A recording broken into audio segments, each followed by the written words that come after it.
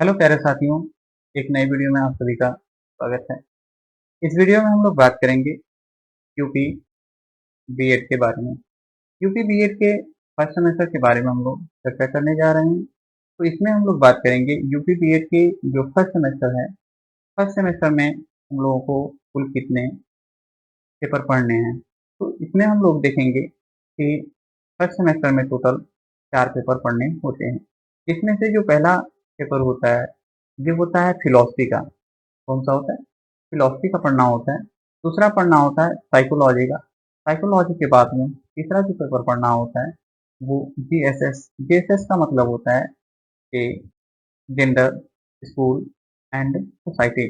उसके बाद में आते हैं तो चौथा पढ़ना है ए आर ई, मतलब R, A R E.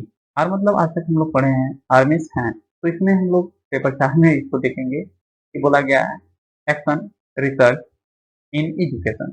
Action research in education. ध्यान रखिएगा, ए आर ई आर्मिस हैं। जी एस एस, जी का मतलब हो जाएगा कि gender, school and society. Psychology को देख ही रहे हैं और इसमें जो है कि फिलोसफी। इतनी चीजों को हम लोगों को पेपर पढ़ने हैं जो कि बी एड फर्स्ट सेमेस्टर में। तो इसमें हम लोग देखें कि शिक्षा में क्रियात्मक अनुसंधान, यानी कि इसी को बोले ए से एक्शन, जे से आर से रिसर्च और ई से एजुकेशन। इतनी पेपर हम लोगों को पढ़ने हैं। यानी कि जो पेपर 4 है, पेपर 4 का ये नाम है। कितने नंबर का होगा? तो ये 50 नंबर का होगा। 50 नंबर का इसमें जो है कि प्रैक्टिकल भी होगा। तो इतनी चीजें पढ़नी। अब इसमें हम लोग देखते हैं कि कौन कौन से टॉपिक शामिल है। तो इसके टॉपिकों को हम लोग देखते हैं। तो इसके टॉपिकों में हम लोगों को सबसे पहले जो पढ़ना पड़ेगा, आप देख सकते हैं कि ये जो पेपर 4 है, पेपर 4 का सिलेबस आपके सामने है। आप इसे देख सकते हैं। अब इस पेपर 4 के सिलेबस को आप हिंदी में पढ़ना चाहते हैं या इंग्लिश में पढ़ना चाहते हैं, एज यूज इट, जैसी आपकी मर्जी।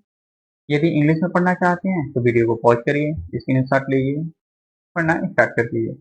और यदि हिंदी में पढ़ना चाहते हैं तो हिंदी में आप पढ़ सकते हैं। ठीक है, आपको जैसे अच्छा लगे वैसे पढ़ सकते हैं।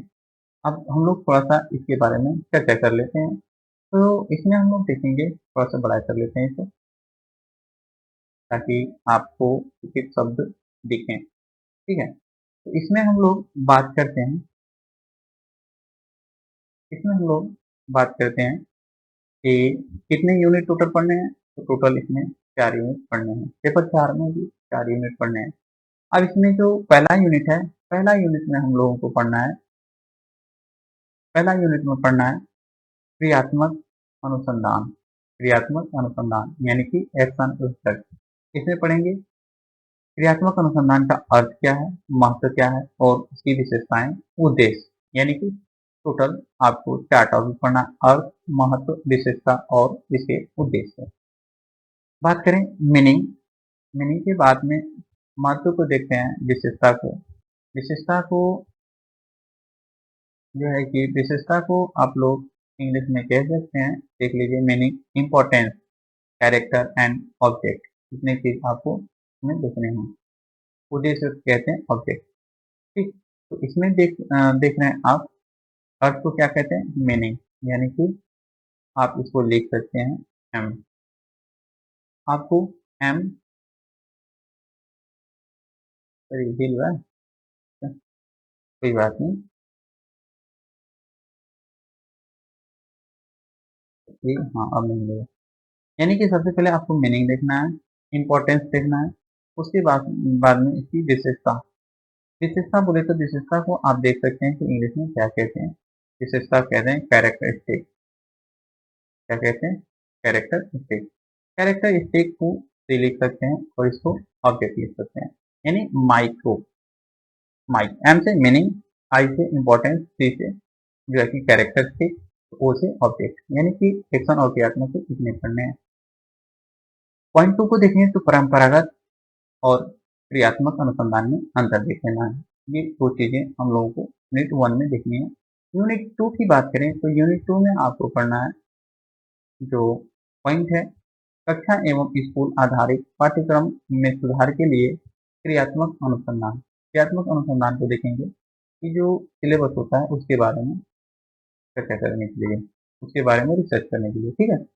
उसके बाद हम लोग बात करेंगे तो हम लोगों को मिलेगा क्रियात्मक अनुसंधान योजनाओं में हितधारकों की भूमिका, संगठनात्मक वातावरण में संगठनात्मक जो देख रहे हैं संगठनात्मक वातावरण में सुधार में क्रिया अनुसंधान की भूमिका।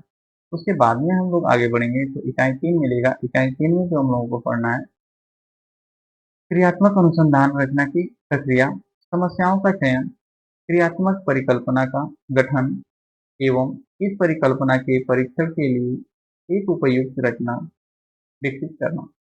उसके बाद टॉपिक 2 में क्रियात्मक अनुसंधान एवं उसके प्रयोग के परिणामों का मूल्यांकन।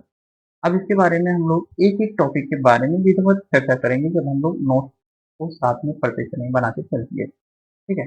उसके बाद हम लोग देखते हैं कि यूनिट 4 है, तो यूनिट 4 में हम लोगों को पढ़ना है विकासशील विद्यालय आधारित परियोजनाओं के लिए क्रियात्मक अनुसंधान, प्रोजेक्ट का प्रारूप, उसका क्रियान्वयन, पूर्व एवं पश्चात मामलों में तुलनात्मक प्रभाव का निर्धारण, सावधानियों की आवश्यकता, अन्य अभ्यर्थियों के लाभ हेतु क्रियात्मक अनुसंधान पर एक रिपोर्ट तैयार करना।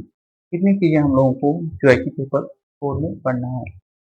मैं आपको बताना चाहूंगा कि आप यदि इस चैनल पे नए हैं तो आप इस चैनल को सब्सक्राइब अवश्य कर लीजिए, जिससे कि आपको आने वाली सभी वीडियो के नोटिफिकेशन मिलते रहें, ताकि इस चैनल पे आपको डेली जो है कि नोट्स मिलेगा, फर्स्ट सेमेस्टर का नोट मिलेगा और प्रीवियस ईयर क्वेश्चन जो होते हैं कि इस टॉपिक से कैसे क्वेश्चन पूछे जाएंगे, ये चीजें मिलेंगी। तो ये चैनल आपके लिए बहुत ही लाभकारी होने वाला है। और आपको यदि पीडीएफ चाहिए तो टेलीग्राम चैनल को ज्वाइन करके रख लीजिए, वहीं पे आपको सारे पीडीएफ मिलेंगे। तो इस वीडियो में इतना ही रखते हैं। Thank you for watching this video.